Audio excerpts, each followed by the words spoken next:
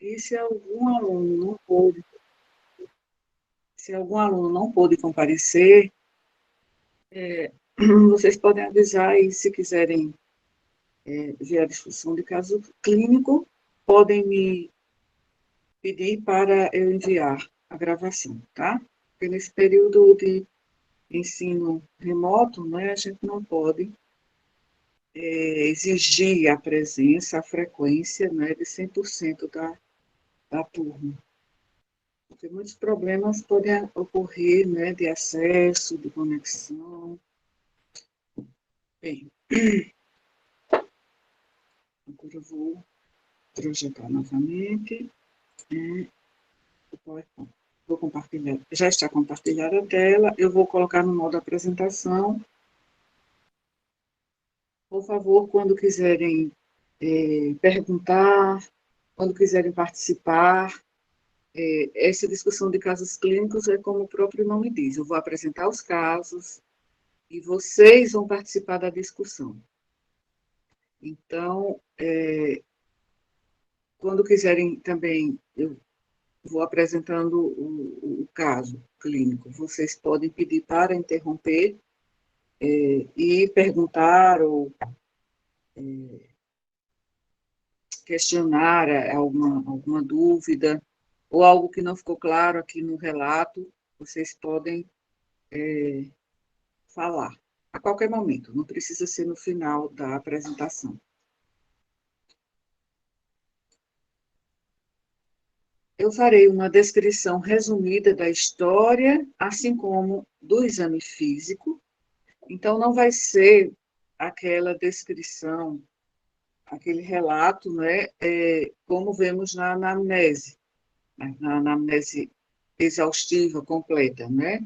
Vai ser feita uma descrição sintética, com elementos que nos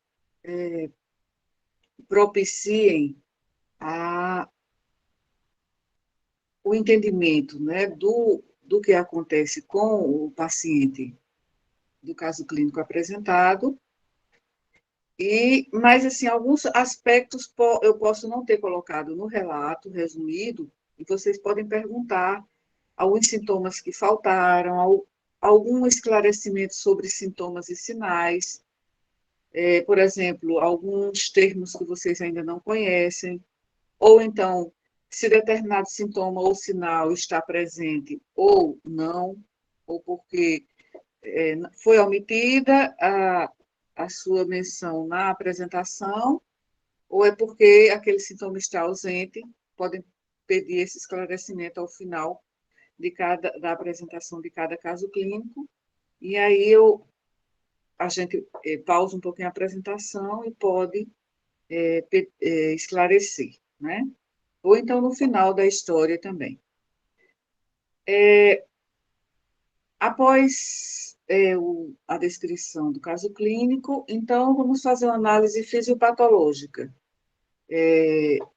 com base nos sinais e sintomas apresentados, vamos tentar inferir que sistema está comprometido, se há um comprometimento sistêmico, mas há algum sinal de localização, de algum comprometimento de um sistema específico.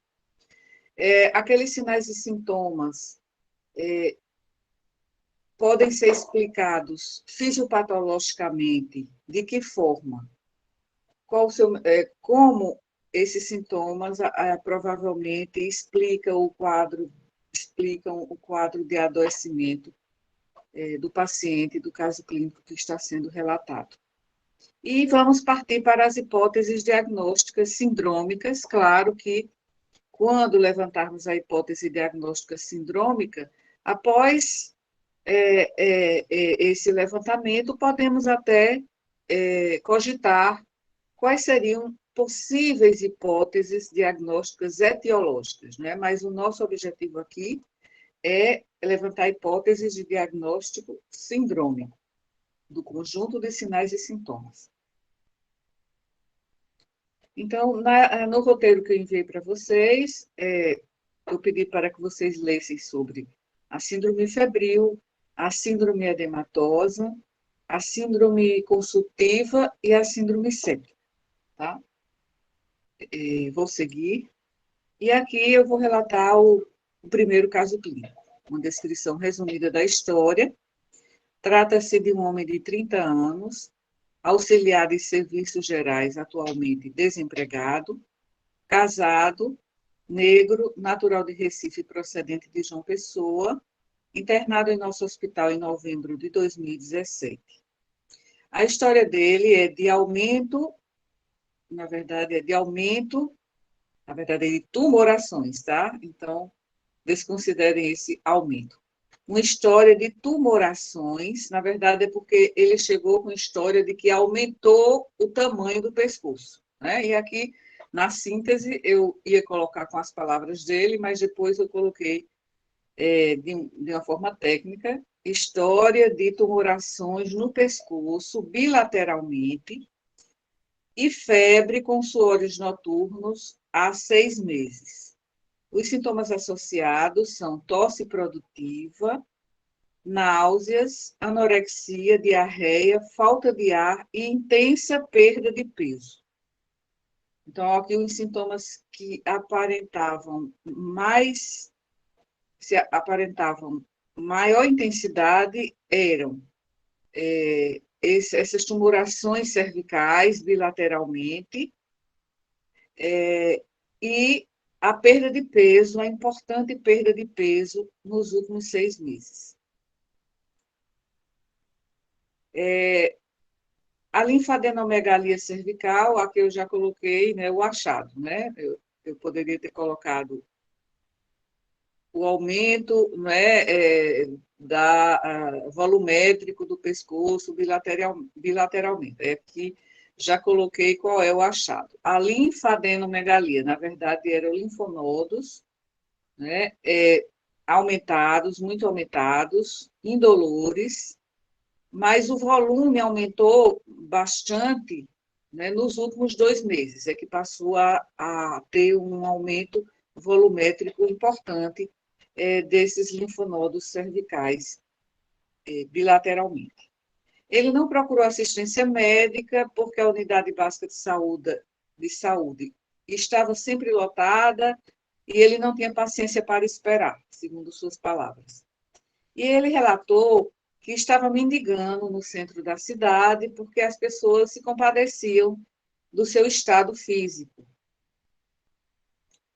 Então, ele recebeu ajuda da rezadeira da comunidade, que lhe disse que era um caso de encosto, entre aspas. E estava faltando muito ao trabalho e foi demitido há 2 meses. Ele era auxiliar de serviços gerais em uma empresa privada. O início do quadro, há 6 meses, foi insidioso e de piora progressiva. Relata que perdeu muito peso, mas não sabia referir quanto precisamente. Acha que foi uma perda de uns 30 quilos. Refere anorexia intensa e hábitos alimentares irregulares. Tem feito uso de dipirona para a febre com melhora transitória.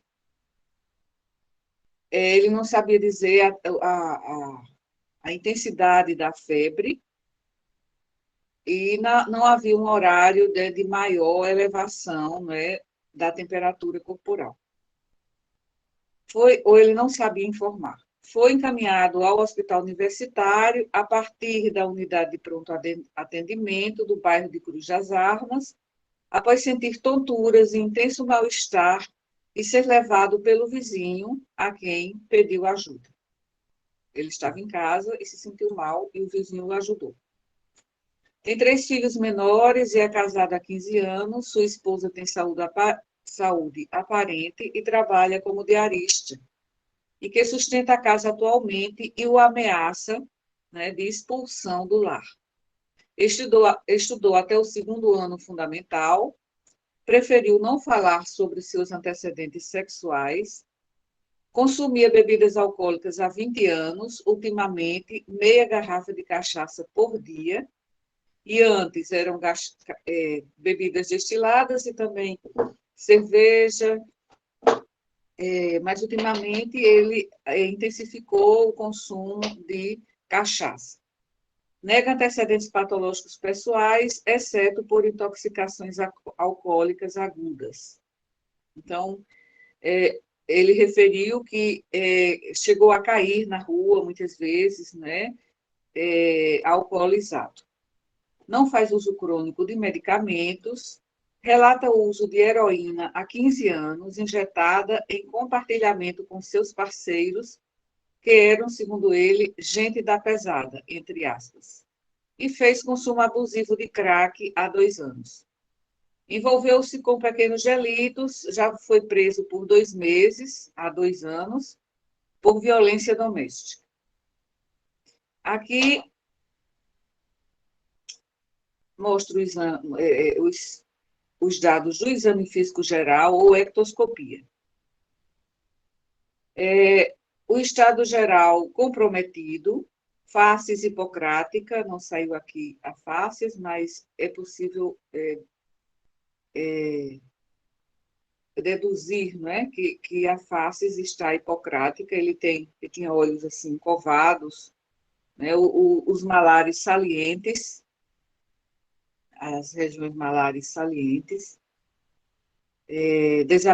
desaparecimento da bola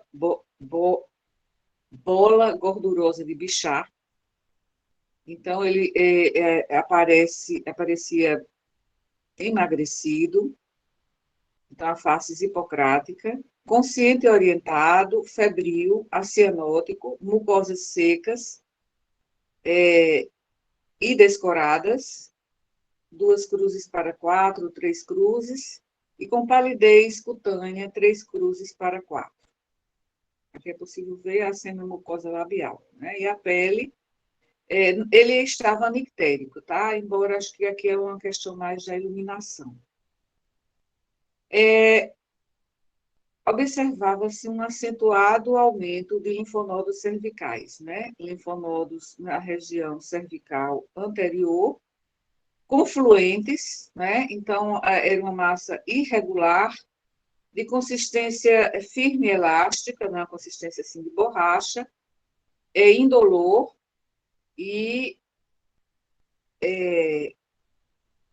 como eu disse, confluente, né? Eram várias massas confluentes, mais à direita, né? E em menor intensidade à esquerda, nas cadeias cervicais anteriores. A pele estava seca, não é? Ou seja, havia xerose da pele ressecada, havia manchas hiperpigmentadas que não aparecem aqui, na face aparece aqui um pouquinho, não é? Aparece aqui como melasma, né? Tem cicatrizes também na face. Tem um linfonodo também submandibular, palpável, também com as características dos cervicais, mas é apenas um linfonodo. E essas manchas também eram pruriginosas, né? Levemente descamativas, mas eu não tenho a foto. A temperatura estava 38,5, a admissão dele, aqui não foi a admissão, foi depois, quando ele foi fazer a biópsia, já estava no centro cirúrgico para fazer a biópsia dos linfonodos. Então, a frequência respiratória 20 na admissão, a pressão arterial 110 por 65, pulso 87. O peso 52, a altura 1,70, perfusão periférica conservada, aqui eu já coloquei, né, já tinha colocado antes, esses dados aqui de sinais vitais e da pele. Então, com base, eu não vou mencionar outros dados do exame físico, né? Então, vamos com esses dados de ectoscopia, que são palidez, a pele ressecada e pálida, mucosas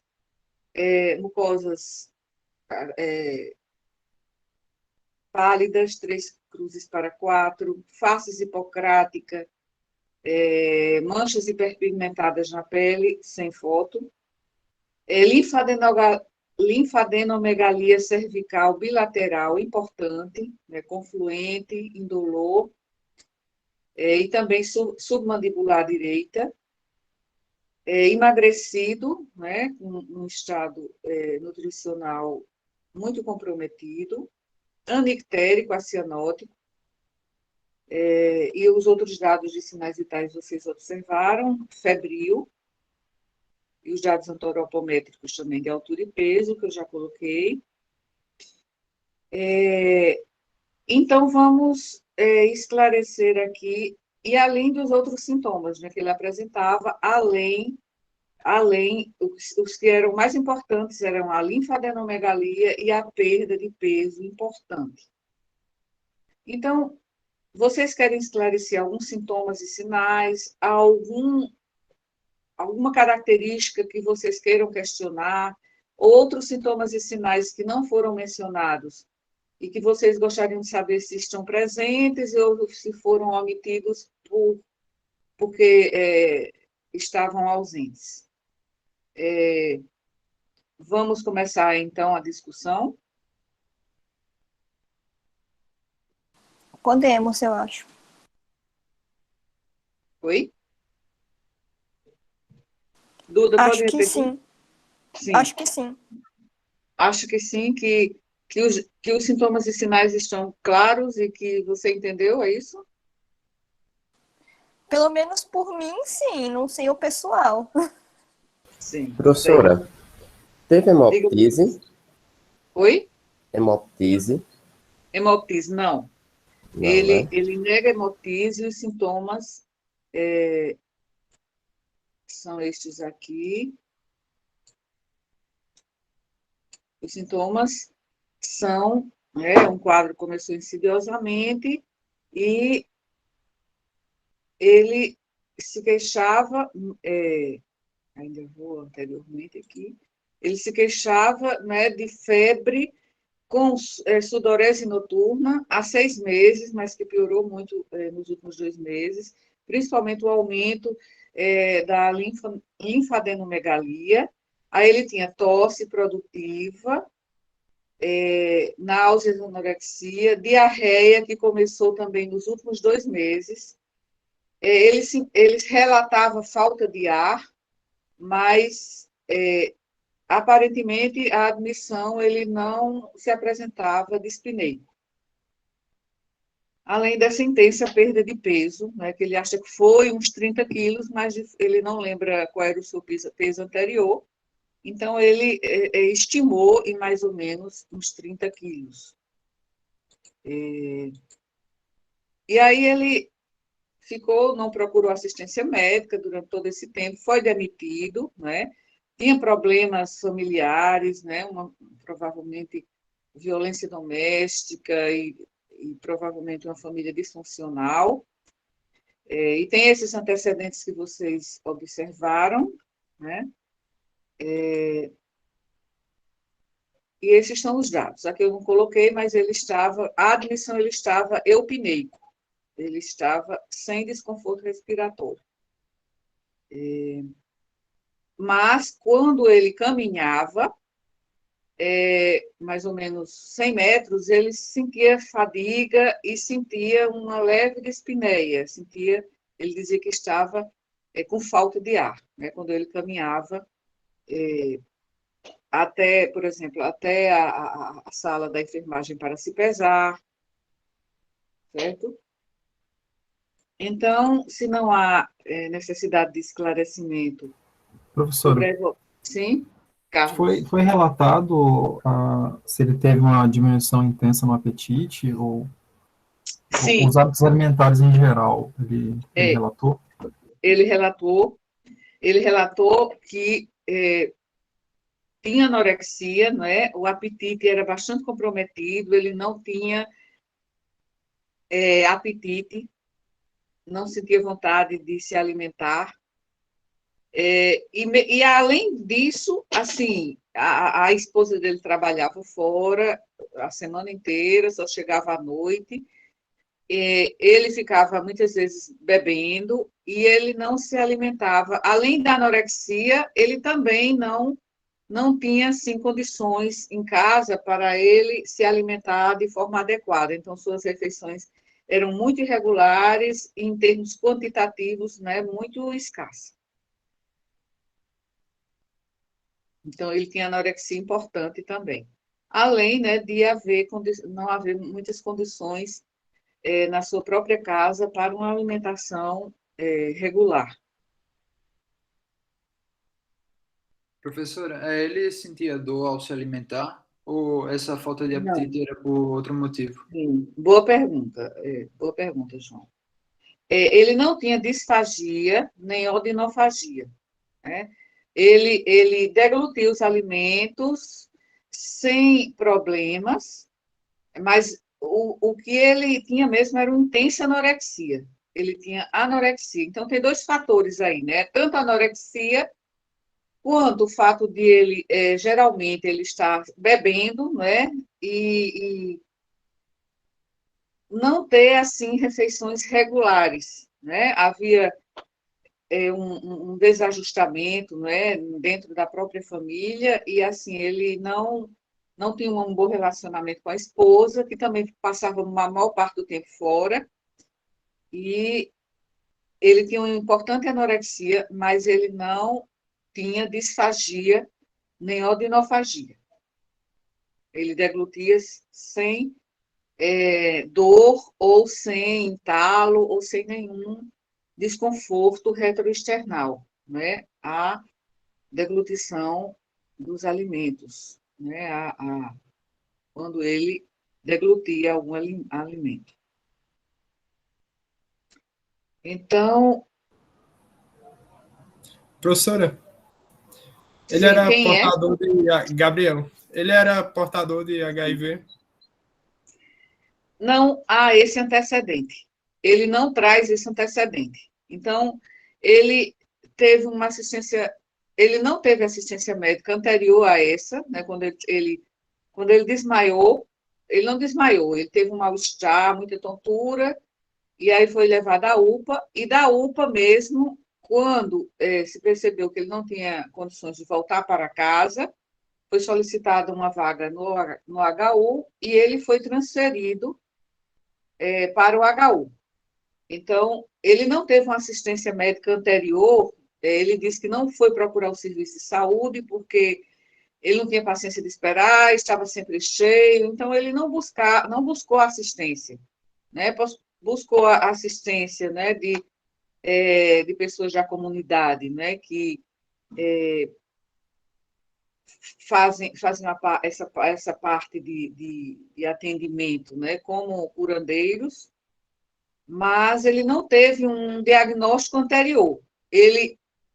Quando ele foi atendido na UPA, não há dados de como foi o atendimento, se ele chegou hipotenso, mas que ele foi encaminhado como paciente que estava em um estado geral muito comprometido e que precisava de internamento para esclarecimento diagnóstico também, porque ele não podia voltar para casa, né, nesse estado clínico.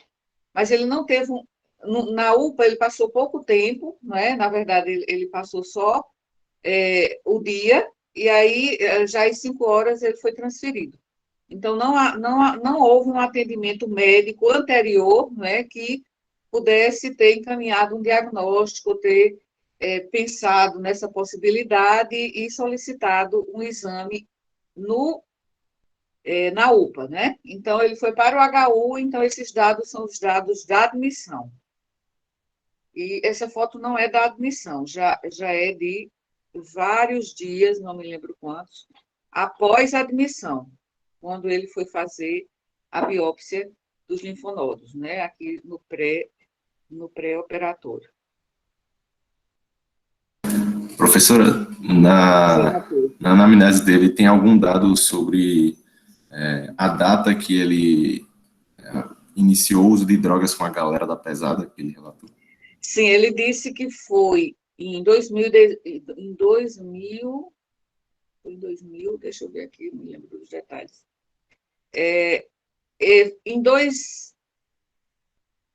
Deixa eu ver aqui. interior. Há 15 anos, né, ele usou heroína com esses amigos, né, esses camaradas que ele encontrava na rua.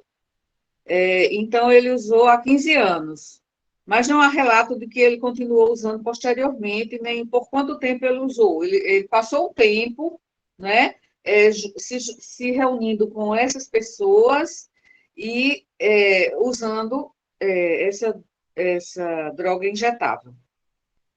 E há 2 anos ele passou um tempo também usando crack, né?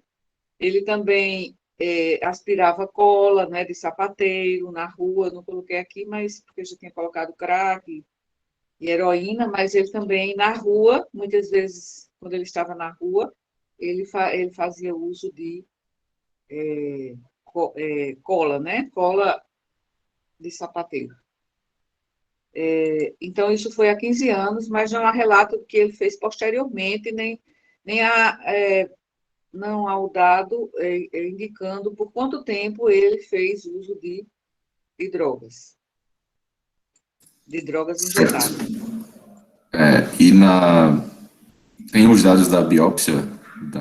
Sim, tem os dados, mas antes de chegar aos dados da biópsia, é preciso levantar as hipóteses diagnósticas, certo? Eu vou falar do resultado da biópsia, do resultado de alguns exames, mas primeiro vamos falar sobre o que é que pode estar acontecendo do ponto de vista fisiopatológico com esse paciente. Tá? Depois vamos para as hipóteses diagnósticas sindrômicas e depois eu digo o resultado dos exames, né, que eu anotei aqui. Tá bom. Tem alguma informação sobre a ausculta pulmonar ou sobre o aspecto da secreção, se a cor é hialina ou se é esverdeada? Sim. A ausculta pulmonar era normal e essa secreção era amarelada, mucoide, amarelada, sem raias de sangue, né, sem manchas de sangue, mas era mucoide, amarela, com uma cor amarelo clara, né? E em quantidade escassa, não era volumosa, era em quantidade escassa, e a ausculta pulmonar, a admissão estava normal, a ausculta pulmonar, a admissão. Depois que eu vi esse paciente durante as aulas práticas, com o meu grupo de práticas da Sêmio, eu auscultei alguns roncos, né, quando a gente foi fazer o exame físico com ele, auscultei roncos esparsos, mas nenhum outro ruído, o murmúrio vesicular conservado bilateralmente. E aí, quando foi marcada a biópsia, aí um dos alunos do grupo estava acompanhando, né, ia lá todos os dias, viu quando ia ser marcada a biópsia, acompanhou o centro cirúrgico, né, e aí ele depois nos enviou essa foto. Mas ele tinha, na evolução já, não admissão, que na admissão tinha murmúrio vesicular presente, simétrico, sem ruídos adventícios. Agora, quando eu auscultei que ele já estava mais de uma semana internado, ele tinha roncos esparsos, né? Então, essa é a ausculta pulmonar, os relatos de ausculta pulmonar dele. Então, vamos considerar esses 2 achados importantes, né? Claro, vocês mencionaram um achado de localização, né? Quando a gente fala em síndromes sistêmicas, a gente considera que são sintomas gerais, né? E sinais também, sinais que são observados à ectoscopia e que refletem um comprometimento sistêmico. Mas muitas vezes, e o raciocínio que você fez está certo, a gente busca um sinal de localização, né?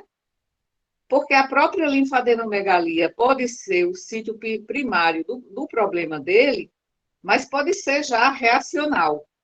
Então, você pensou bem em buscar uma localização. E como ele tem tosse produtiva, então, pensar nessa possibilidade, como é que era essa tosse, para pensar em uma possibilidade de localização. Né? Então, a tosse era produtiva, expectoração escassa, mucoide, sem raios de sangue, e a ausculta pulmonar normal, admissão, e na evolução ele tinha roncos esparsos.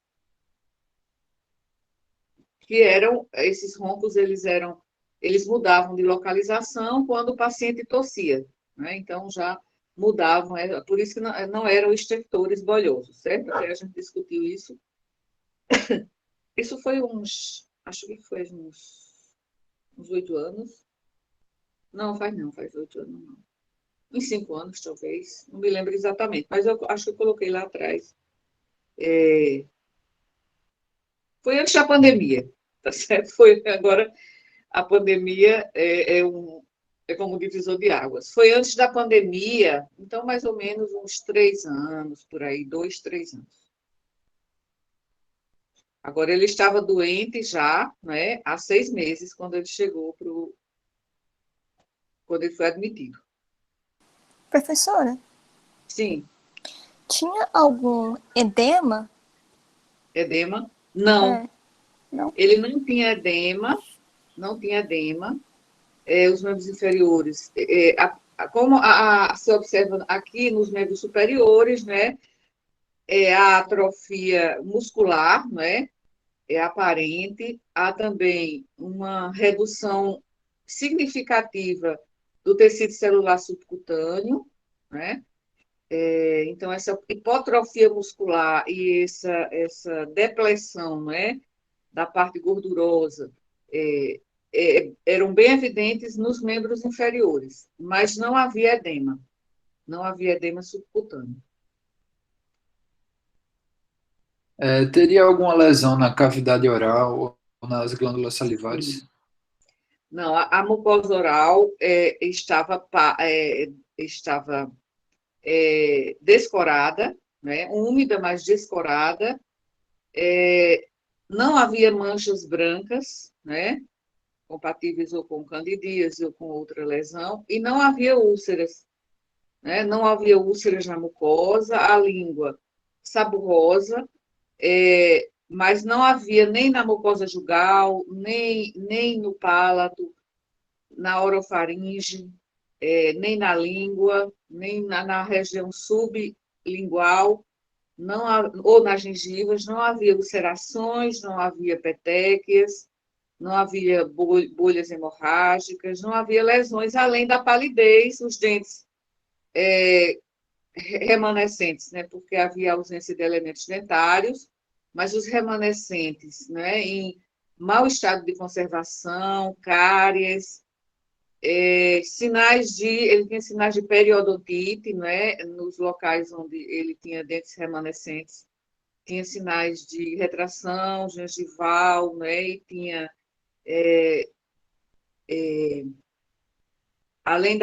tinha a palidez, mas tinha também um discreto edema, né, gengival, discreto, né? E não se observava nitidamente hiperemia gengival, mas que não havia úlceras nem outras lesões mucosas. Professora, eu não sei se chegou a ser dito, mas a gente tinha, tipo, hepatomegalia ou esplenomegalia? Sim. Tinha? Ele tinha ele tinha um baço percutível, ou seja, o baço não era palpável, mas já devia haver um aumento, e observamos também na ultrassonografia que havia um aumento do baço, né, bem moderado do baço, e o fígado apresentava um volume normal, indolor à palpação, superfície lisa, então não havia alterações clínicas no exame abdominal, não é o abdômen escavado, né? É um abdômen escavado. E aqui não tem mais anotações nesse sentido, mas é só do que eu me lembro. Ele tinha uma esplenomegalia pequena, não era uma esplenomegalia importante, e o fígado não estava aumentado de volume, não tinha ascite, inclusive o abdômen era escavado, né, bem escavado, muito, muito fácil de palpar, né? Era um paciente assim que semiologicamente era fácil de examinar, porque o abdômen era bem escavado, havia uma hipotonia muscular, uma hipotrofia muscular importante. Vocês observam que ele não tem ginecomastia, ele não tinha aranhas vasculares, né? Nem eritema palmar, que são estigmas de hepatopatia. A foto aqui parece que ele está ictérico, mas ele estava anictérico. E durante a evolução que o meu aluno acompanhou, ele permaneceu anictérico. É a foto, ele é negro e ele não morreu, certo? Até a internação, até a alta, ele não faleceu, ele sobreviveu, mas ele não apresentou, durante toda a evolução, não apresentou icterícia. Professora, Oi. ele relata quais infecções, algum processo infeccioso, ou de vírus, viral, alguma coisa desse tipo? Não, ele não tinha antecedentes assim recentes de coriza, de outros quadros, né? Outros quadros respiratórios, nem alto, né? Nem de sintomatologia alta, nem baixa no aparelho respiratório, e não relatava ele até começarem a aumentar o volume cervical, né? Ele aparentemente ele sentia anorexia, a perda de peso, mas não valorizava.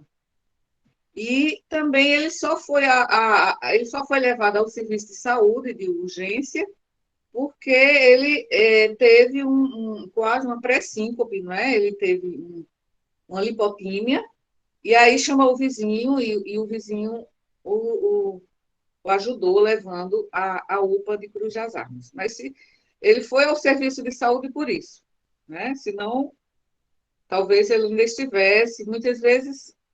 E ele se relatou que usava, né, o seu estado de saúde, já que ele estava desempregado, ultimamente ele ia para o centro da cidade e mendigava, né?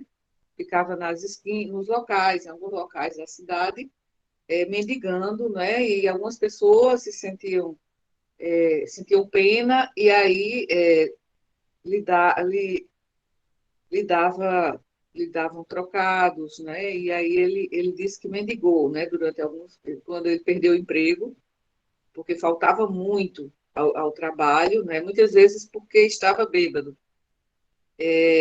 E também porque estava se sentindo muito fraco, às vezes ele faltava, então ele foi demitido. Professor, teve aumento de volume das tonsilas, palatina, faringe? Não. A orofaringe estava discretamente hiperemiada, isso aqui eu até anotei aqui, eu pedi para o aluno fazer um resumo do caso, e aí recuperei aqui o arquivo. Não havia uma discreta hiperemia de pilar posterior da orofaringe, mas as amígdalas estavam normotróficas, sem pontos purulentos, só uma discreta hiperemia de pilares posteriores. Então, na cavidade oral, o que chamava a atenção era o péssima conservação dos elementos dentários remanescentes, não é? A palidez da mucosa, sinais, né, de periodontite, né, com um discreto edema, retração gengival, mas edema nas bordas gengivais, discretamente permeadas, mas esses eram os achados presentes. Professora? A tireoide não era palpável, certo? Tireoide não palpável. Professora, tinha relato de outros episódios de síncope? Não, foi a primeira vez que ele se dizia, né, antes de 6 meses, ele se considerava saudável. Ele dizia que era saudável, nunca se orgulhava de nunca ter adoecido, assim, de forma mais séria, e ele não teve quadros de síncope anteriormente. Foi a primeira vez que ele teve, e aí foi o que motivou, não é, a ida dele à UPA. Então, apesar de ele estar com anorexia e tudo, mas ele estava sem disfagia também, e aqui até uma anotação que eu fiz, sem disfagia, agora tinha diarreia, né? Ele tinha diarreia, que recentemente a diarreia, ele lembra que a diarreia passou a incomodar muito recentemente, né? E ele disse que a partir do começo da diarreia, ele passou a se sentir muito fraco, muito mais fraco do que antes, né? Já não estava conseguindo ir para o centro da cidade, ou então mesmo sair para a rua, né? Para mendigar, né? Então, ele já estava se sentindo muito fraco e disse que com a diarreia, ele passou a se sentir muito mais fraco, né? Agora, vamos levantar as hipóteses. Sim, o que é que você, um paciente assim, que tem anorexia e tem essa perda importante, que pode ter sido de, sei lá, 25, 30 quilos, uma estimativa, né? Ele não lembra quanto pesava antes de 6 meses atrás. Então, o que pode estar acontecendo do ponto de vista fisiopatológico com esse paciente em termos, vamos pensar em termos dessa perda de peso, não é? Marcante, e também da linfadenomegalia, da Professora, palidez, o que é que chama mais atenção? Eveline. professor, ele disse em quanto tempo ele chegou a ter essa perda? Ele disse que essa perda foi notada, né? Quer dizer, ele não tem um autocuidado, né? mais apropriado, né? Ele também não tem uma boa relação no seu próprio casamento, né? Não tem uma boa relação, então, quando ficou bem evidente essa perda de peso importante, foi que ele, digamos, ele delimitou, né, temporalmente como de 6 meses antes do internamento. Mas, assim, ele não soube dizer se antes ele já perdia peso, já estava perdendo peso. Ele disse que tudo começou mais ou menos de 6 meses para cá. Certo.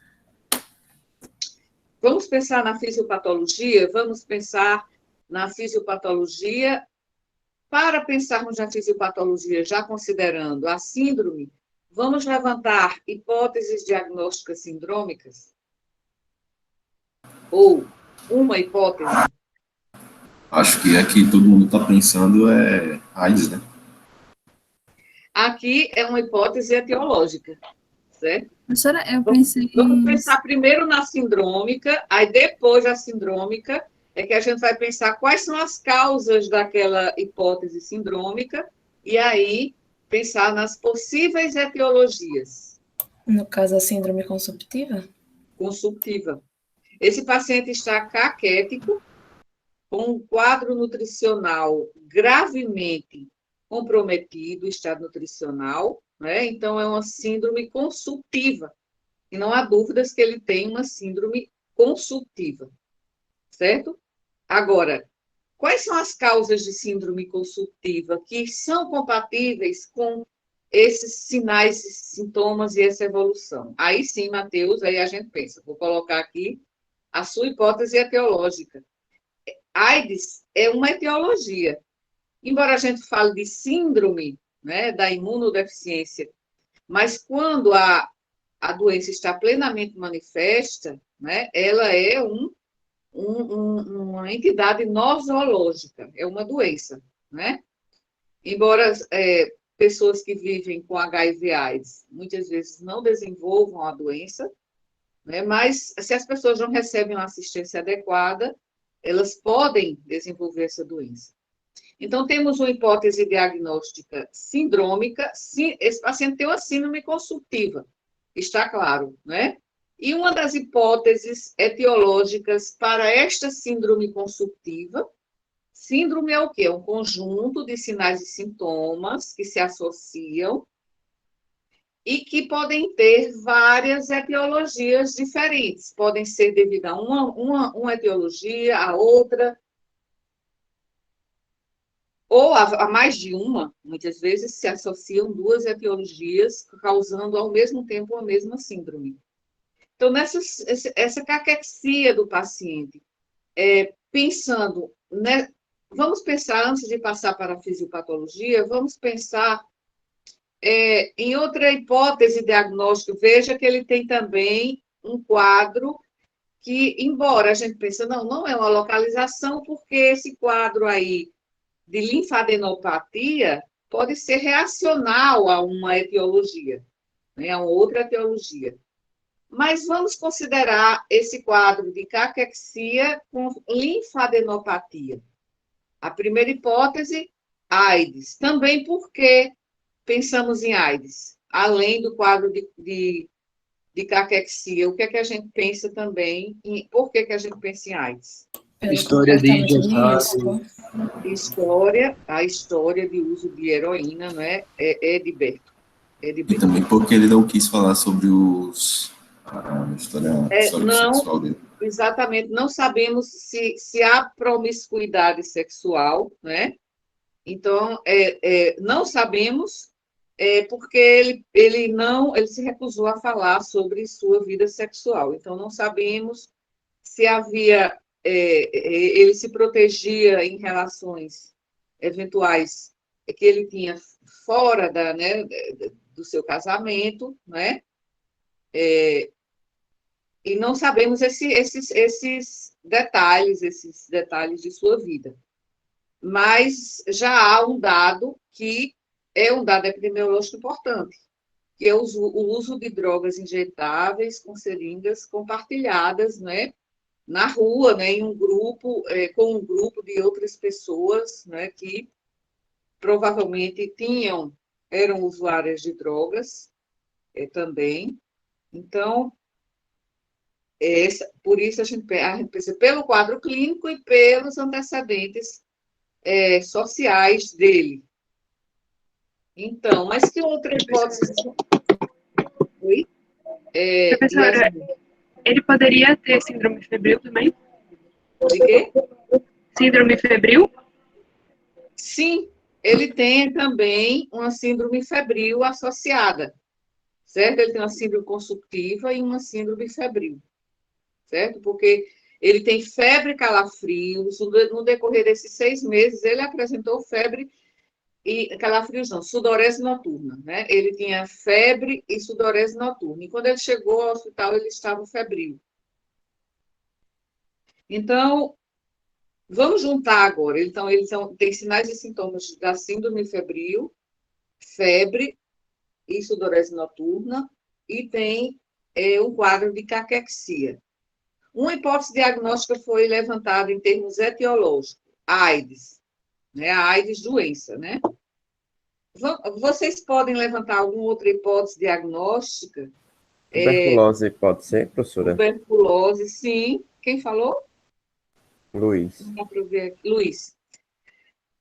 Outra hipótese que também é importante aqui e que também não exclui a primeira, né? Pode haver uma associação, é a tuberculose, né? Tuberculose.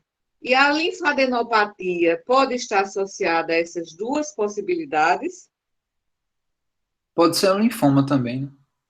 Pode ser um linfoma, sim, pode ser linfoma, certo? Então, é uma doença consultiva, e esse quadro consultivo, ele pode ser associado a infecções, como tuberculose e AIDS, e pode ser associado também a neoplasias, ainda mais que ele apresenta esse comprometimento importante, né, linfático, né, patológico, né, um comprometimento patológico importante do sistema linfático, pelo menos é o que se vê aqui. Ele tinha também linfonodos palpáveis na região inguinal, tá?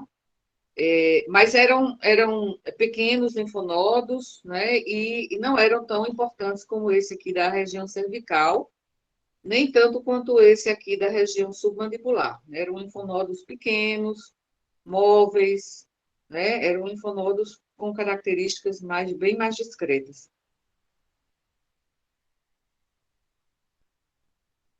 Então, Pensando em neoplasia, professora, ele tinha o sinal de Vichon?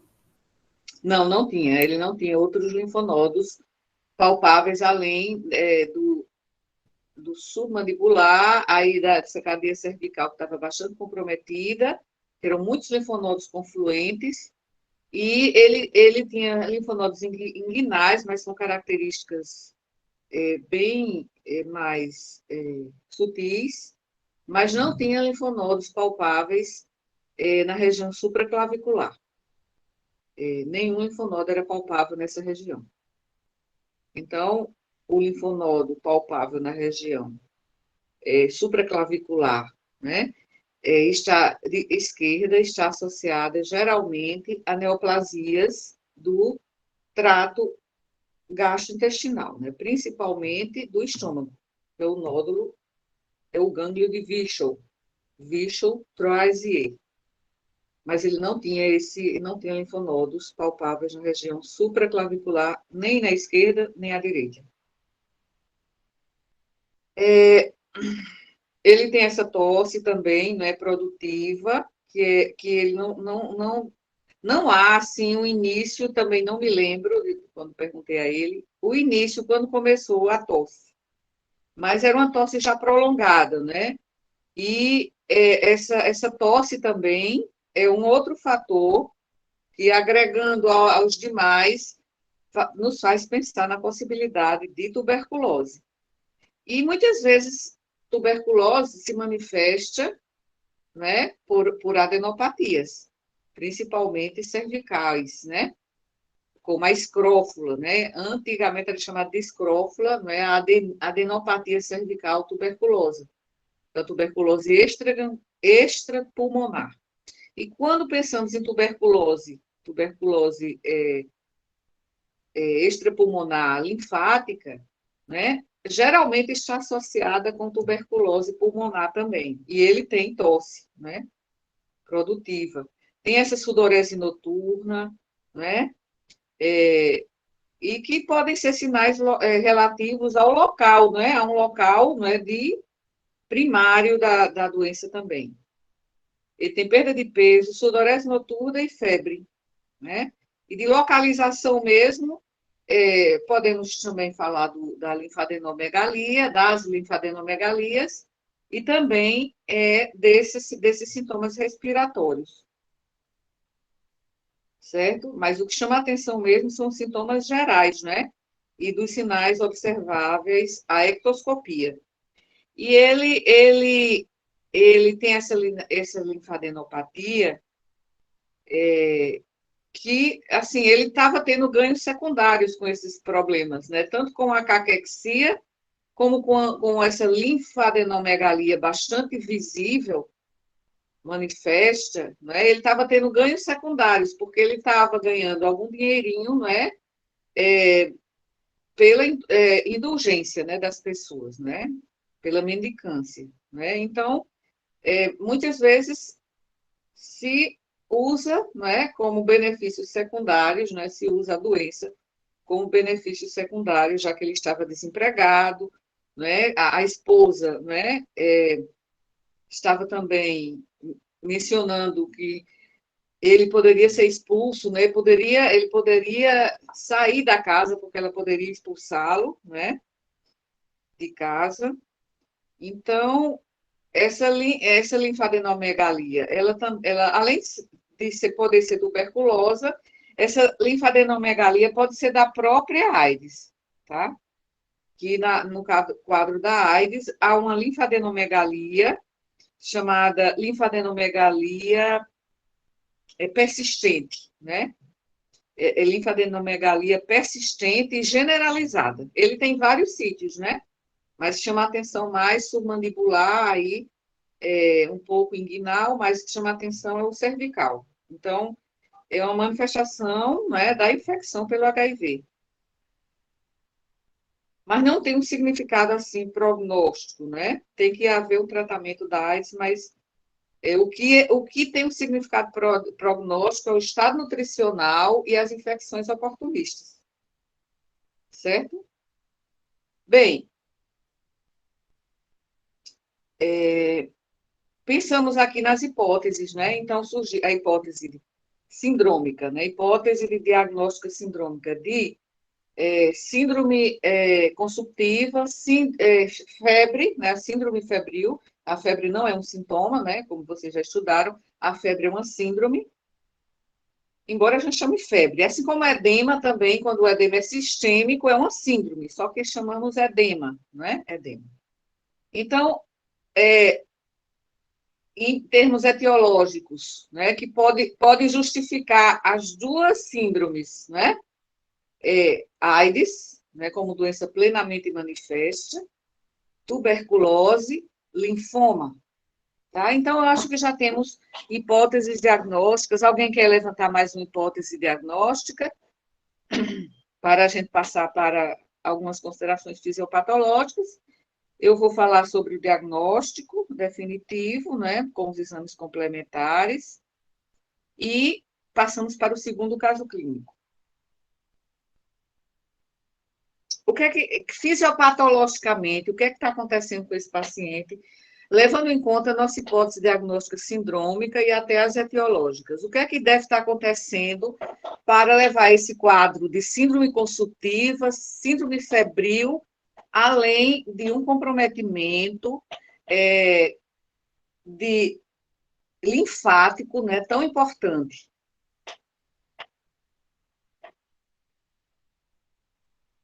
A gente só pode seguir na nossa discussão se vocês falarem sobre a fisiopatologia.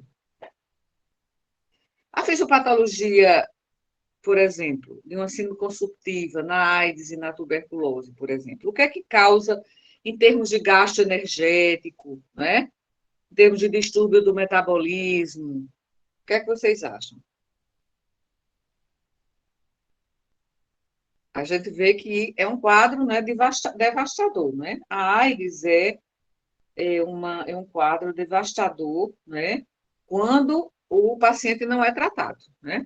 Porque hoje há um tratamento que mantém o paciente bem, recupera o seu estado nutricional, o mantém, né, com uma imunidade melhor e livre de infecções oportunistas. E isso faz com que sua sobrevida hoje seja, não é, uma sobrevida bastante longa, não é? Considerando o que era antes, né, na década de 80, 90, né? Então, hoje, a realidade do paciente com AIDS é diferente. Agora, esse é um paciente que não tinha nenhum tipo de assistência à sua saúde.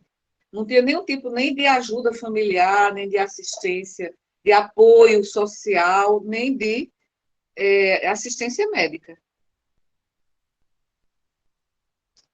Então, a fisiopatologia. Aí eu vou esperar, porque a gente não pode passar para o próximo caso, não pode passar para o diagnóstico definitivo, porque até agora a gente levantou hipóteses diagnósticas. Eu não vou relatar os exames complementares enquanto vocês não falarem da fisiopatologia. Professora, eu posso tentar falar sobre a hipótese da neoplasia, né? Acho que alguém pode ir pensando sobre as outras hipóteses. Pode pensar em cima dessas hipóteses também, nessas hipóteses que foram mencionadas. Então, a gente sabe que as células tumorais, elas têm um consumo elevado, né, e Está entrecortada a o fala do... paciente... Carlos, sua fala está entrecortada. Deixa eu tentar... Tá me escutando melhor agora? Agora está, agora melhorou. Sim, então, eu estava dizendo sobre a etiologia, né, da neoplasia. A gente percebe que tem um avalamento considerável, né, então, né, entende-se que a quantidade de células é grande e as células neoplásicas, elas têm um consumo elevado né, de nutrientes. O paciente também, né, não tem a ingesta adequada. E além disso, né, o processo neoplásico altera o metabolismo de carboidrato, de lipídios. Então, acho que isso pode estar relacionado, assim, não saber falar exatamente quais são as vias, né, mas a gente sabe que isso acontece. E não sei, pelo que a gente viu até agora, isso me parece ser assim, mais provável. Certo, então, você falou do metabolismo, né, por exemplo, você pode ter lipólise, né, proteólise, não é isso? Você também vai encontrar nesse paciente um quadro, né, que é agravado por alguns fatores, né, como a própria anorexia pela própria doença, né? Anorexia pela própria doença ou pelas doenças. Ele tem o quê também? Ele tem um problema também no seu próprio aporte, né, calórico, porque muitas vezes ele bebe, né, e já tem anorexia importante, então ele também tem um aporte calórico, né, de ingesta comprometido, tem anorexia e tem a perda, ele está perdendo também. Ele está perdendo por meio da diarreia. Eu não sei se eu olho para aqui para o celular ou para cá. Ele está perdendo por meio da diarreia. Ele está com diarreia, provavelmente diarreia já protraída ou crônica, não se sabe exatamente quando começou, mas ele está perdendo, certo? Ele tem uma enteropatia, provavelmente associada à própria doença de base, se for AIDS, né? E aí, o que é que acontece? Esse paciente, o pouco que ele ingere, ele muitas vezes não vai absorver adequadamente porque ele tem uma heteropatia. No caso da AIDS, né, geralmente é causado por infecções oportunistas, né? Giardia, estrontiloides, Cryptosporidium, né? Tem vários patógenos que são oportunistas e causam diarreia crônica. E às vezes aí melhora a diarreia. Até melhora a diarreia, melhora a disposição do paciente, porque além dele estar perdendo, né, ele está tendo um catabolismo, né, pela própria doença, ele também está perdendo pela infecção oportunista, né? Então, ele vai perdendo, e nos períodos em que a diarreia piora, aí piora muito mais o seu quadro. Quando ele chegou ao hospital, ele estava com diarreia.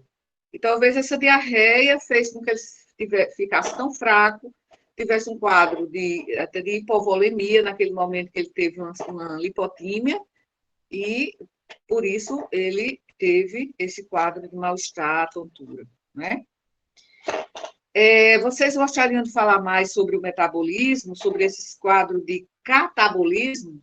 Veja o quanto esse paciente perdeu. Professora, pensando numa possível tuberculose em decorrência da AIDS, a própria resposta inflamatória do corpo, com a liberação de citocinas, da interleucina 1, 6, ela pode causar diversos mecanismos, né? Ela pode induzir a resistência insulínica, né? E aí fazer com que o glucagon atue quebrando os depósitos de glicogênio. Ela também vai induzir lipólise, ela vai induzir também o processo de proteólise. Então, tudo isso corrobora com o fato dele ter perdido essa massa celular, tanto de lipídio, quanto de carboidrato, quanto de proteína.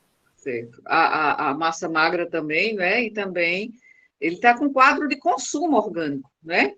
E aí você falou, na fisiopatologia, a gente sabe que ele tem proteólise, lipólise, né? Ele tem um quadro, né, de catabolismo geral, né? Catabolismo geral. Então, com isso, a gente já entende o que acontece no metabolismo, mas o que é que leva a esse quadro? São as citocinas pró-inflamatórias da doença, certo? E acontecem essas citocinas, elas estão presentes também, e levando ao que Carlos mencionou, estão presentes também na síndrome consumptiva do câncer. Essas citocinas também estão aumentadas. Então, causando esse mesmo catabolismo que muitas vezes é descrito na AIDS, também é descrito no câncer, certo? E também tem todo um quadro, né, de hiponatremia, né, pode ter hipo ou hipercalcemia, né? Então, é um quadro assim que é multifatorial, mas que o elo, né, o que é bem importante aí nesse caso, é justamente a ação das citocinas, certo? O fator de necrose tumoral, interleucina 6, 1, né? Essas interleucinas que existem aí atuando, né? E bagunçando, né? E alterando todo o metabolismo. Então, o paciente nessa condição, mesmo se ele tiver câncer, ou se tiver AIDS, se tiver tuberculose, mesmo em repouso, ele está tendo gasto energético, ele está tendo catabolismo, mesmo em repouso, certo? E na AIDS, né, em inglês, é chamado esse quadro caquético, chamado de wasting syndrome, certo? Wasting syndrome. E há também muitas disfunções endócrinas, né? Como o Luiz falou, até da resistência periférica à insulina, né? E é um quadro, né, que é sistêmico, né? Levando a esse consumo orgânico, vai consumindo, né, consumindo toda a parte gordurosa dele nem se vê, né?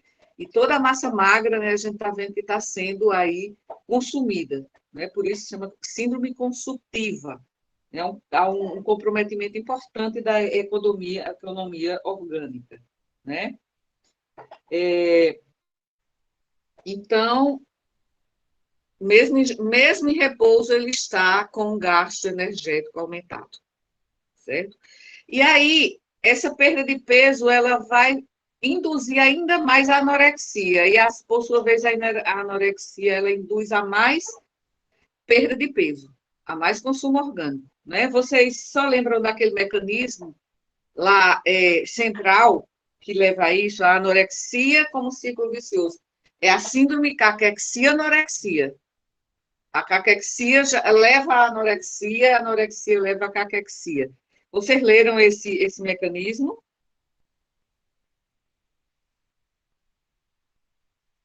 Vocês leram? Professora, eu não lembro muito bem sobre isso. Certo. Porque vocês leram sobre o neuropeptídeo Y, melanocortina.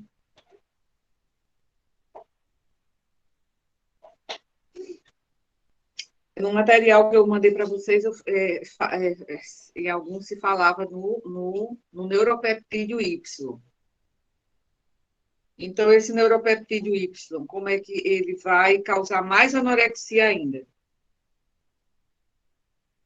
A gente percebe também a palidez desse paciente, né? A pele seca, né? Deficiência vitamínica. O turgor e a elasticidade da pele devem estar, não tinha mas eu lembro que a elasticidade da pele dele está muito comprometida. Turgor e elasticidade.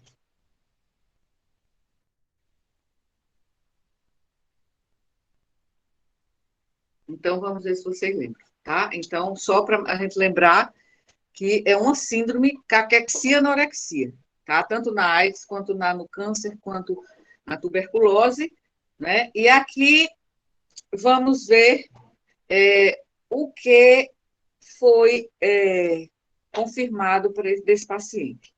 Então, ele fez, deixa eu ver aqui, ele fez exames, né?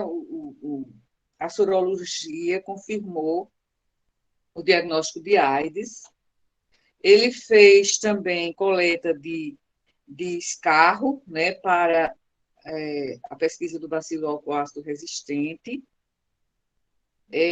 Não foi encontrado, né, o raio-x, a radiografia do tórax dele estava normal, e as baciloscopias foram negativas. Então, se resolveu fazer, quando ele estava com AIDS, você pensou, será que é tuberculose ganglionar? Aí, ele foi submetido à biópsia, né? A biópsia. E pensando será que é um quadro... Deixa eu ver aqui o resultado. Vou achar já, peraí.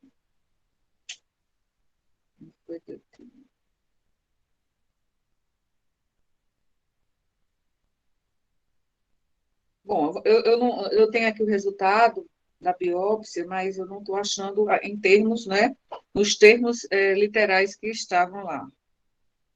Mas foi feito o diagnóstico, né, de tuberculose ganglionar, embora não fosse diagnosticada a tuberculose pulmonar, né? Não, os baciloscopias negativas, mas foi diagnosticado tuberculose ganglionar como infecção oportunista, né? Então, os exames mostraram anemia, mostraram hipertrigliceridemia, faz parte da síndrome da caquexia, né? Ele tinha linfocitopenia, foi dosado CD4, a determinação do CD4 estavam bastante baixas. A diarreia dele melhorou quando ele foi tratado, né, para essas infecções oportunistas. A diarreia melhorou. No fígado não havia nenhuma alteração importante, né? Ele tinha só aumento de transaminases, TGO e TGP, ou ALT e AST, provavelmente por uma hepatite, né, alcoólica, mas ele não tinha nem esteatose, nem tinha aumento do fígado, nem estava com atrofia hepática, embora aqui pareça que ele está ictérico, mas ele nunca apresentou icterícia. Ele tinha hipoalbuminemia, mas não era importante. A hipoalbuminemia dele também está por aqui, mas ele fez também colonoscopia, análise das fezes, né? Então, se chegou à conclusão que ele estava com a doença AIDS plenamente manifesta, com infecções oportunistas, né? Como o quadro diarreico e como a tuberculose ganglionar, certo? Não tinha, ele fez endoscopia alta também, não tinha monilise esofágica, assim como não tinha oral, né?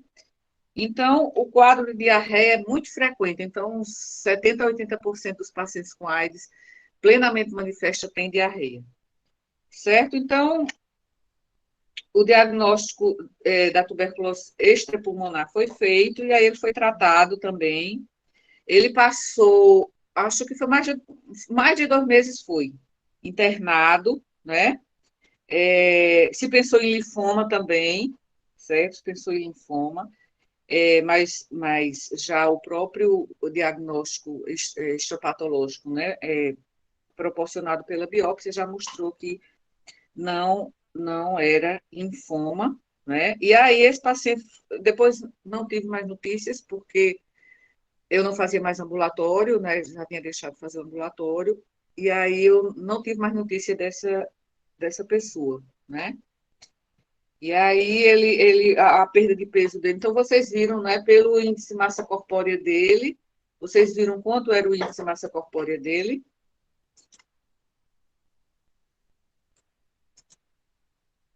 Ele pesava 52 quando ele chegou e estava com 1,70. Eu acabei não colocando, nem está aqui no resumo que meu aluno fez. O índice de massa corpórea, eu não estou achando também, está muito pequena aqui a letra. Qual foi o índice de massa corpórea? Só para a gente ver aqui, né? A gente vê, né? A gente vê a ectoscopia que ele está caquético, mas vamos só pensar em termos mais objetivos já do índice de massa corpórea. Deu 18, professora. Ian colocou 18, no chat. certo? Então, é um paciente que está realmente com desnutrição proteico-calórica importante, né? Podemos passar para o próximo? Sim, já disse o diagnóstico, né? Já, certo? E aí, depois, eu não sei como foi feito o acompanhamento dele. Não sei como foi feito, se ele ficou sendo acompanhado pelo pessoal da DIC. Não tenho notícias. Vamos para o próximo. Deixa eu só fazer aqui uma ligação. O caso 2, da paciente 2, é uma mulher, tem 25, com 25 anos, branca, solteira, manicure, natural e procedente de João Pessoa. Ela chegou já para o serviço de nefrologia do HU e o nefrologista do serviço a internou lá na clínica médica.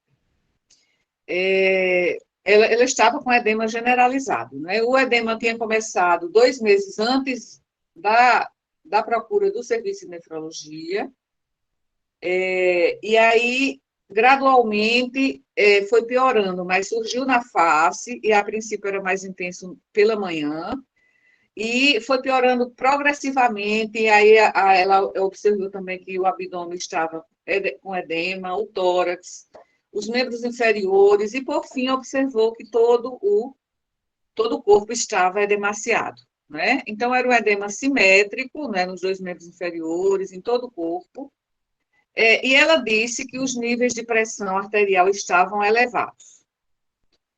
Ela foi encaminhada de outro hospital público, onde ela permaneceu por 4 dias. E como era um caso, né, mais complexo, então encaminham para o hospital universitário.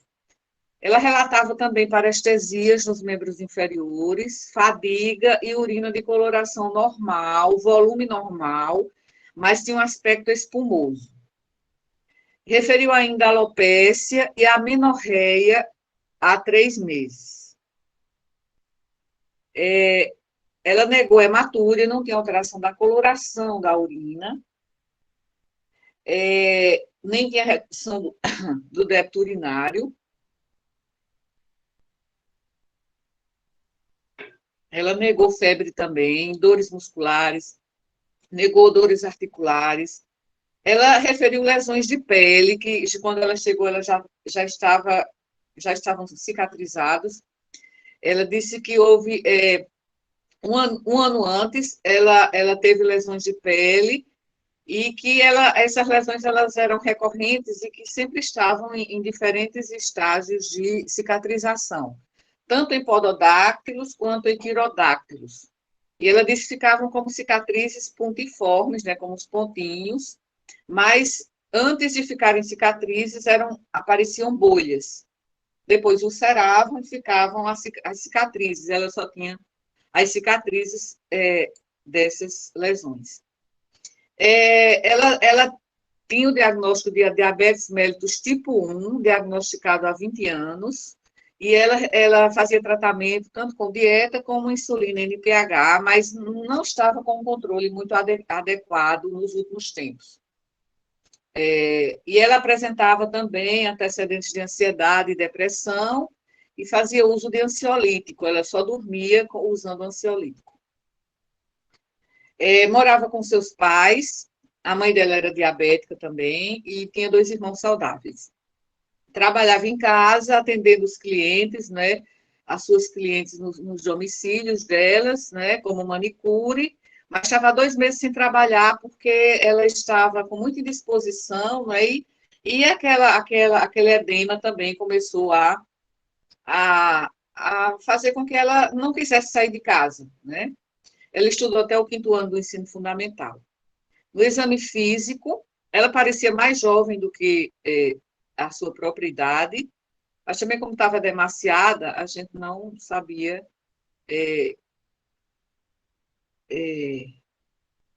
eu não me lembro dessa paciente não demasiada, não me lembro. Ela passou muito tempo internada.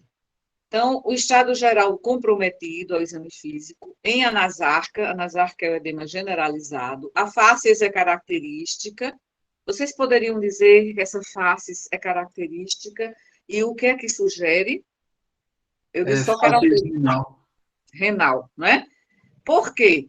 Porque há um edema periorbitário importante, inclusive com oclusão. Ela aqui ela não está dormindo, ela preferia ficar assim, deitada com os olhos fechados, porque até a própria edema forçava, né, fazia com que ela ficasse com os olhos. O edema era bastante importante. E aqui, nessa foto, ela já está melhor, certo? Um edema muito acentuado da face, né, a face arredondada, pálida. Então, a característica da face renal. Ela estava pálida, consciente e orientada, acianótica, afebril, e a marcha dela era escarvante. Depois eu vou colocar aqui deixa eu ir para o próximo, né, e vou colocar. Isso aqui, essa marcha não é dela, tá? Mas aí eu procurei uma marcha parecida com a que ela tinha, para colocar aqui para vocês observarem. Certo? Era muito parecida, e essa é a marcha escarvante. Não é muito típica, mas a dela também não era muito acentuada, né? As características da marcha escarvante.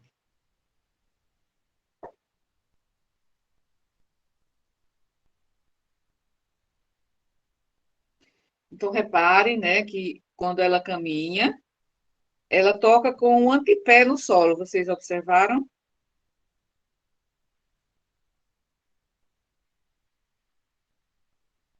Por quê? Porque há uma paralisia dos músculos flexores, ou seja, dorsiflexores, né?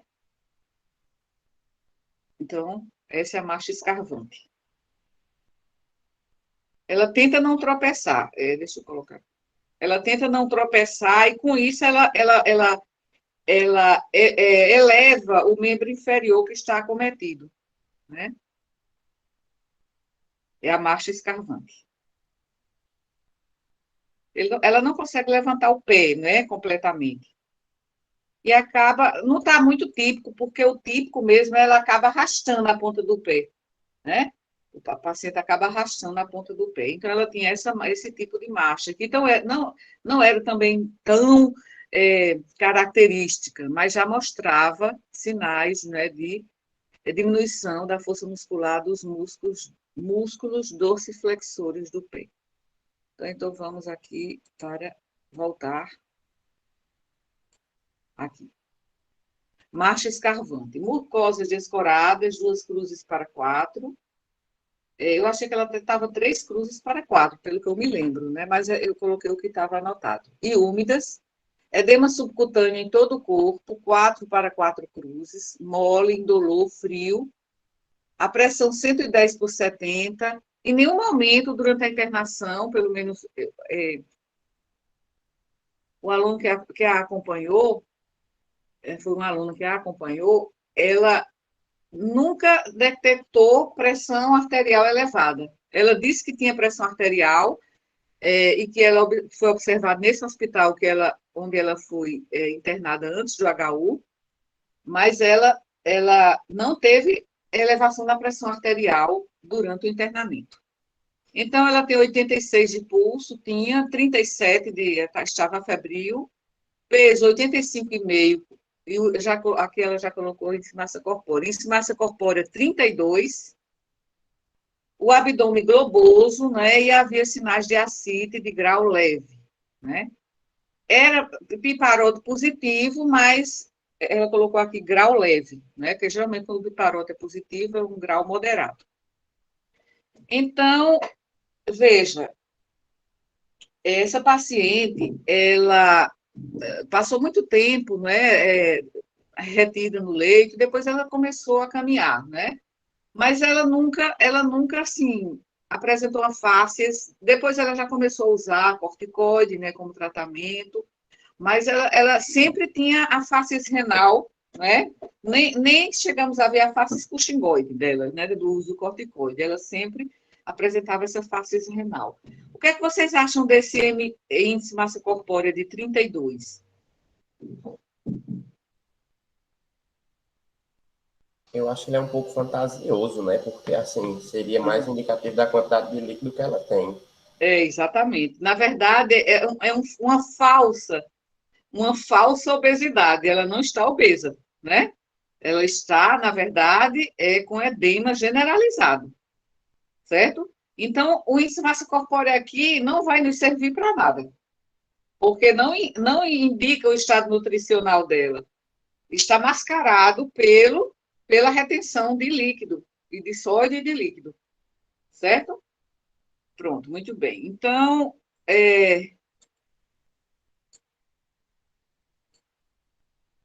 próximo. Oi, não quer sair daqui. Espera aí. Acho que eu tenho que fechar.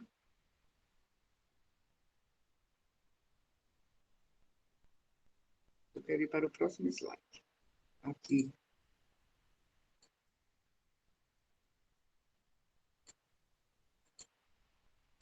Por que ele está aqui me sabotando? Deixa eu colocar aqui. Próximo. Certo, ok. Então, continuando o exame físico, linfonodos aumentados no pescoço, né? Na verdade, são linfonodos de mais ou menos 1 ou 2 centímetros de diâmetro, móveis, consistência firme e elástica, indolores. E observou-se também reflexos patelares e aquileu, simetricamente diminuídos, né? E a força muscular reduzida em membros inferiores, né? De forma assimétrica, né? Mais do lado direito. Ou era do lado esquerdo? Bom, mais de um lado do que do outro. Opa, já está no outro caso aqui, anterior. Então, vamos pensar aqui na hipótese diagnóstica sindrômica. Síndrome nefrótica. Sim, é uma síndrome, edema, não é edema, é anasarca, a síndrome é anasarca, edema generalizado, e como síndrome nefrótica, né? Síndrome nefrótica. Então, como é que vocês explicam esse quadro que a paciente apresenta? Né? De edema generalizado, inclusive com derrame cavitário, né? Porque há sinais de ascite também. Então, é um edema generalizado. Como poderíamos explicar essa hipótese de síndrome nefrótica para apresentar esses quadros que ela está apresentando?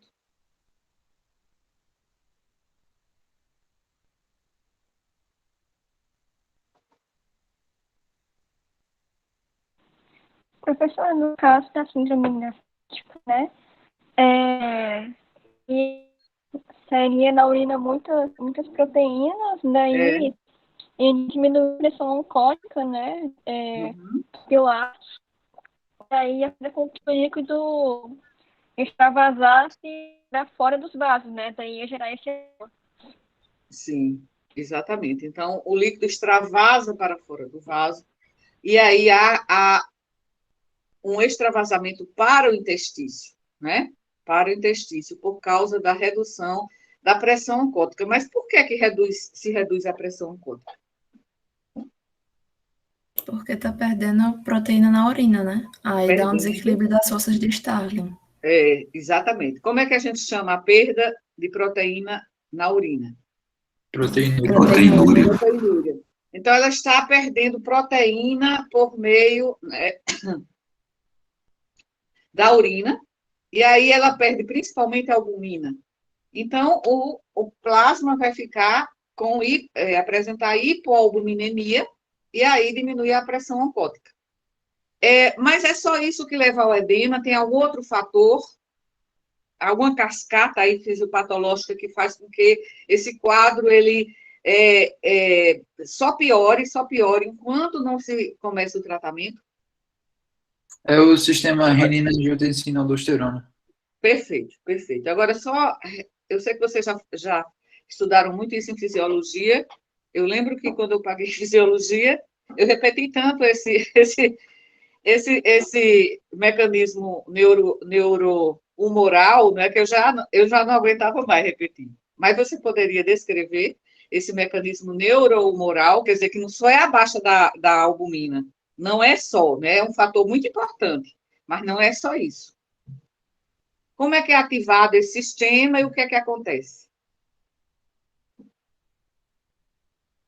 Ele é ativado pela quantidade de sangue que chega na região da mácula densa, ali no glomérulo, e aí a variação de pressão arterial, de quantidade de líquido no vaso, estimula a produção de renina.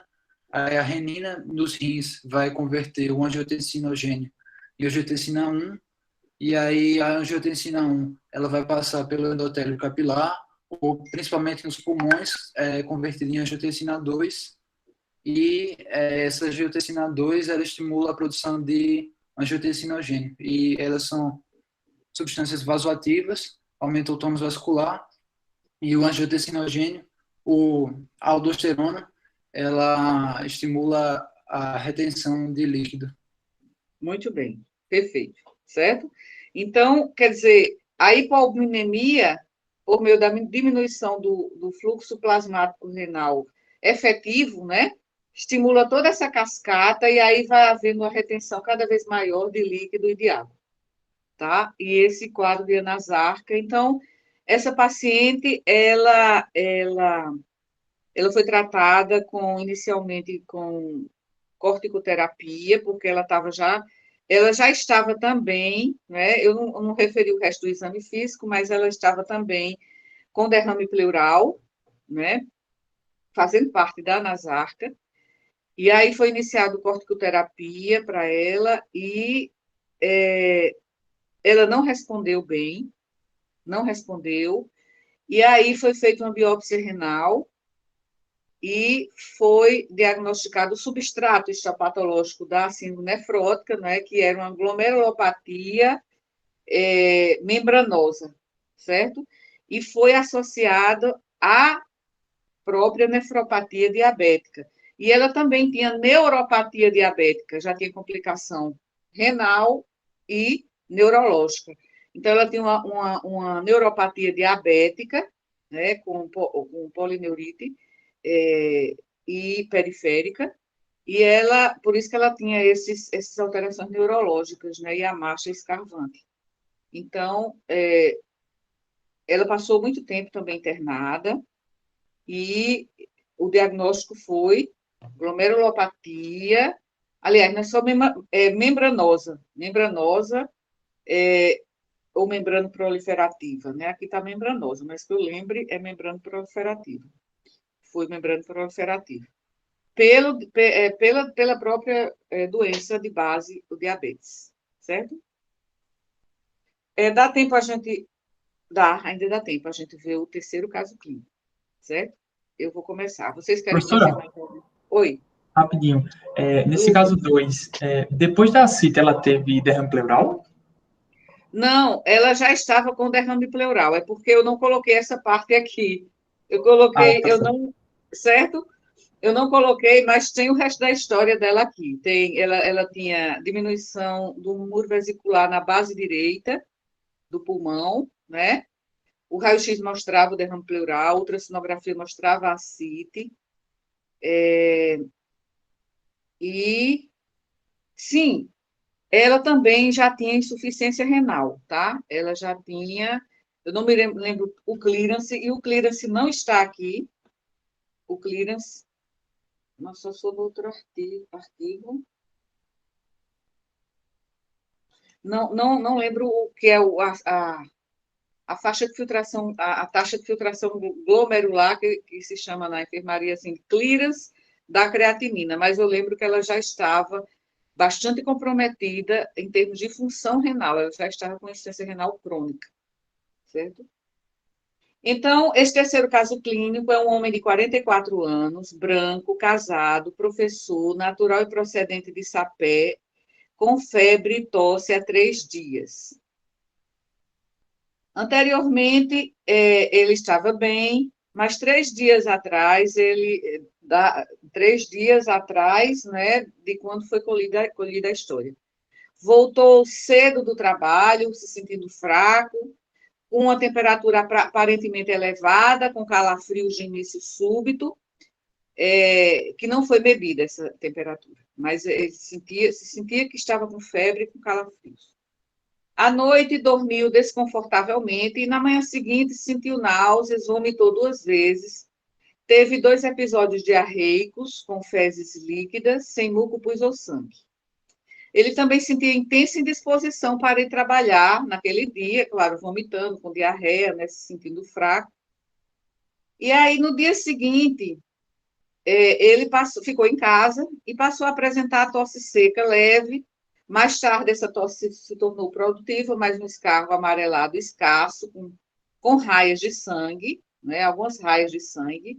Não era um escarro hemático, né, de tonalidade cor de tijolo, era um escarro amarelado com algumas raias de sangue. Ele procurou a UPA 24 horas de Sapé e ficou em observação na área amarela, dormiu e acordou meio confuso. Já é no 3º, 4º dia, né? 3º ou 4º dia. 3º dia. Ele acordou confuso, apresentando, assim, uma incoerência na fala, né? Então, a própria esposa disse que a esposa estava acompanhando e disse que ele já estava falando de forma, assim, como confusa, né? Estava com desorientação. Aí ele continuava apresentando febre, dor abdominal e diarreia, mas, sim, antes disso, 3 horas depois de chegar à UPA, antes mesmo de passar para o dia seguinte, ele começou a apresentar falta de ar. Ele não tinha dor torácica, não tinha rinorreia, diseusia ou alterações olfativas. E também isso não aconteceu, né? Isso foi antes de 2019, né? Então, não existia epidemiologia para a Covid.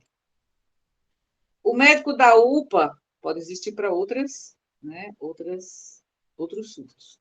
O médico da UPA explicou à esposa do paciente que, como ele já estava grave, né, ele seria transferido para o hospital da cidade, de Sapé. Ele nunca teve sintomas semelhantes antes, não teve problemas nem como dor abdominal, tosse ou dispneia no passado, nunca fumou, bebe 1 a 2 vezes por semana, se tornar bêbado, nunca perdeu a consciência, negava alterações de peso e negava o uso de drogas ilícitas. Ele trabalhava como professor de escola pública da cidade de Sapé, onde ele possui também um pequeno sítio e cultivava hortaliças. Era sempre monogâmico, desde o casamento, pai de 5 filhos saudáveis de 10 a 18 anos.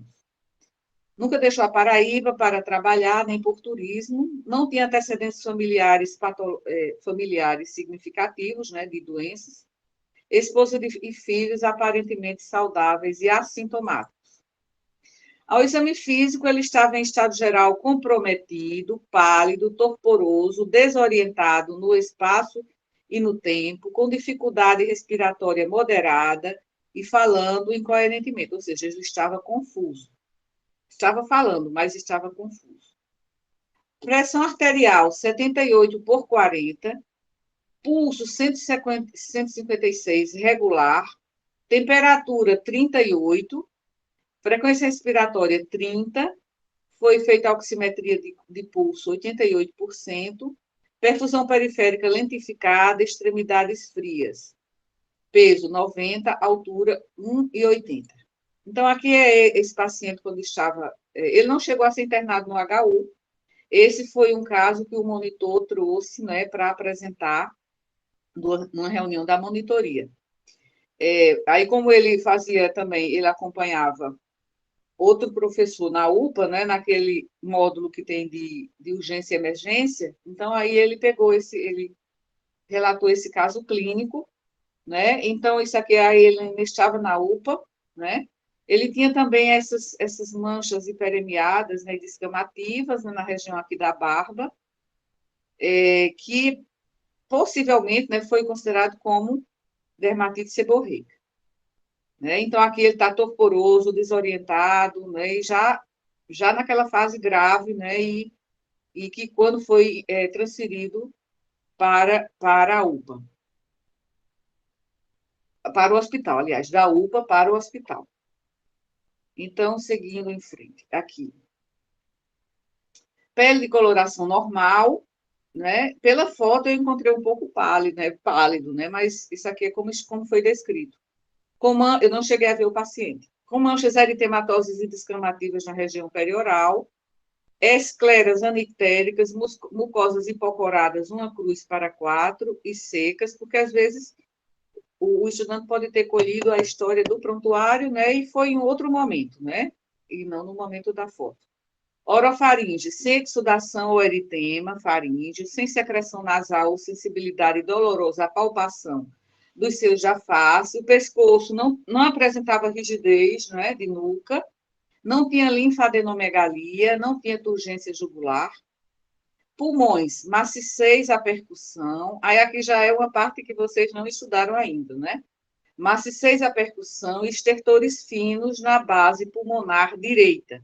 Isso sugere que há um processo, né, de consolidação, né, de consolidação ou de infiltração, né, da base pulmonar direita.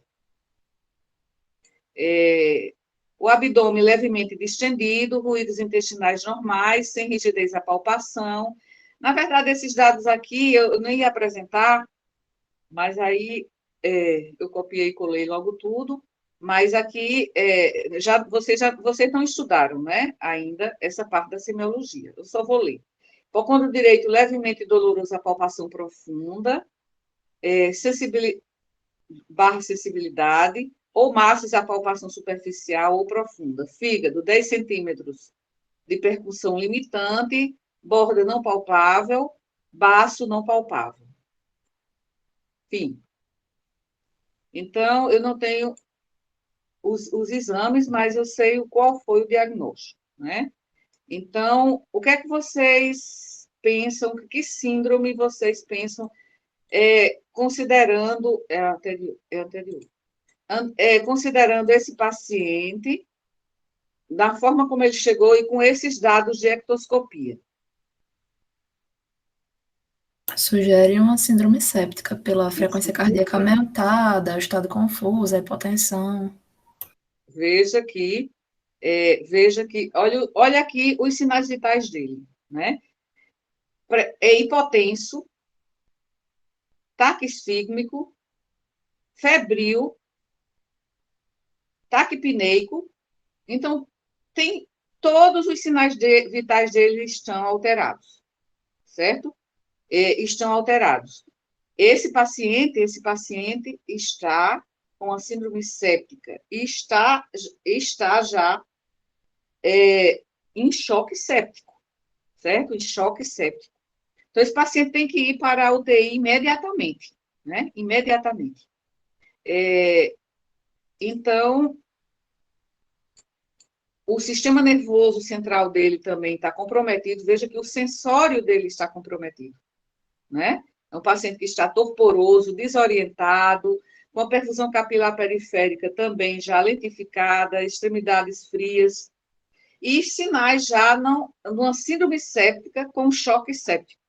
Ele ainda não tem sinais, não é, de complicações, não é, como hemorragias, como quadros trombóticos, mas é um paciente que provavelmente precisará ir para a UTI. Aqui parece secreção, mas, segundo o relato da minha aluna, ele não tem secreção nasal. Então, esse paciente, ele teve um quadro séptico, né? Ele estava em sepsis já de um dia ou dois antes, né? Ele desenvolveu um quadro de pneumonia. Essa pneumonia foi diagnosticada como estafilocócica, né? Pelo padrão, e depois ele desenvolveu ele apresentou ao exame essa MACI-6, né, na base pulmonar, e ele apresentou um quadro também de derrame pleural. Né? Esse derrame pleural, depois ele foi drenado, foi uma infecção estafilocócica, mas não havia, segundo o relato dela, não havia nenhum local na pele que pudesse ser a entrada desse estafilococo, certo?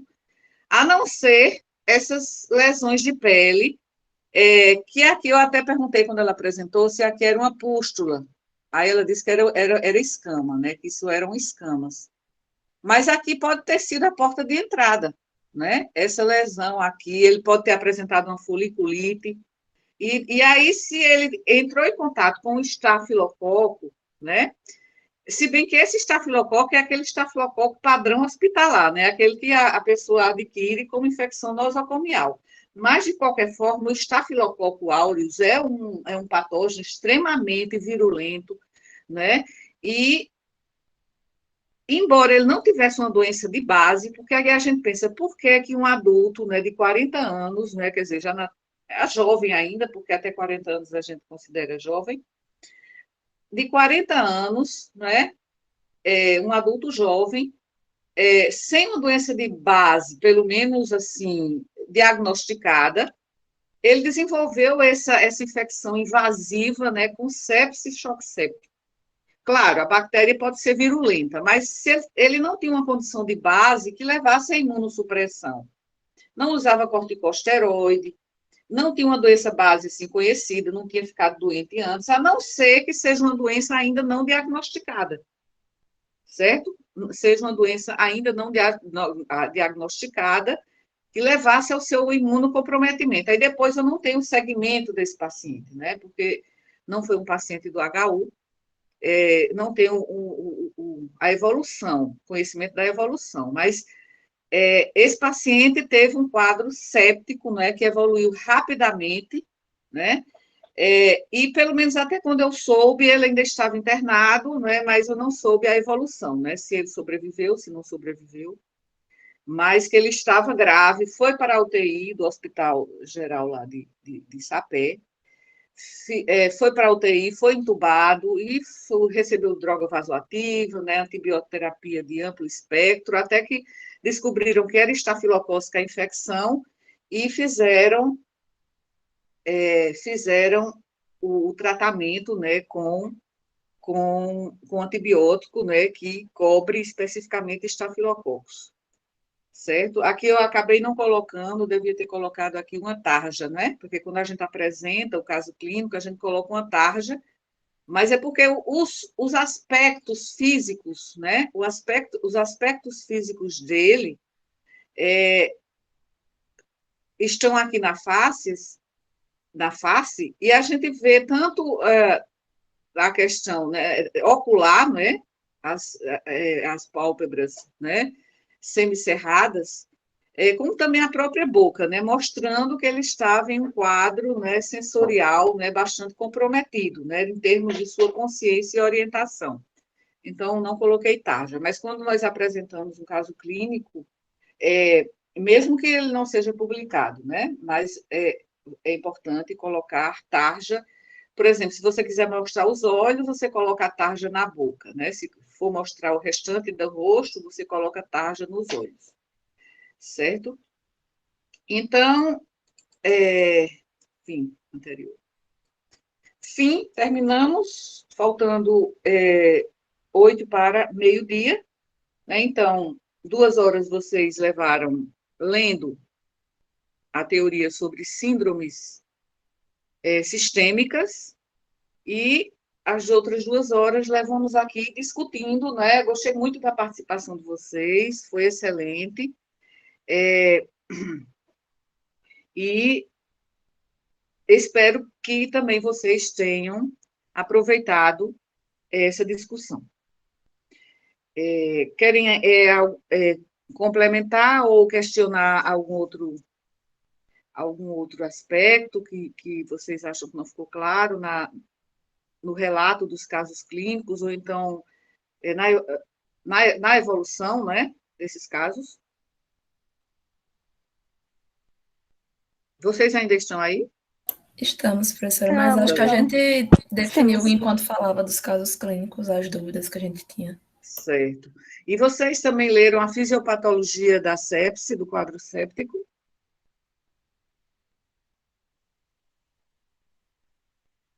Entenderam a fisiopatologia do quadro séptico?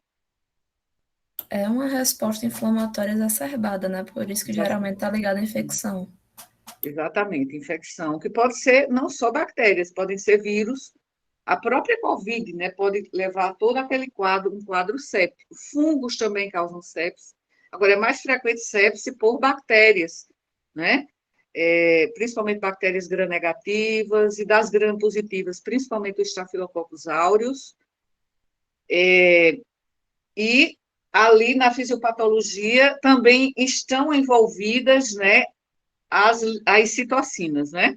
As citocinas estão ali e provocando todo esse transtorno, né, que culmina com essa vasodilatação periférica, né, importante e com hipoperfusão periférica, hipotensão arterial, consequentemente, e um quadro de hipóxia, né, tecidual periférica em todo o organismo, culminando também com se não for tratada, nesse momento, pode não evoluir para o choque séptico, mas se não for tratado, o quadro é rápido, em horas, pode evoluir para choque séptico, para coagulação intravascular disseminada, né? Para falência de múltiplos órgãos, e aí nessa fase é muito difícil reverter, né? Então, se puder reverter até a fase, né, do início do choque séptico, aí é a maior chance de sobrevivência. Mas se não for detido esse processo, já chegar na fase de coagulação intravascular disseminada e falência de múltiplos órgãos, é muito difícil, né? Muito difícil, realmente.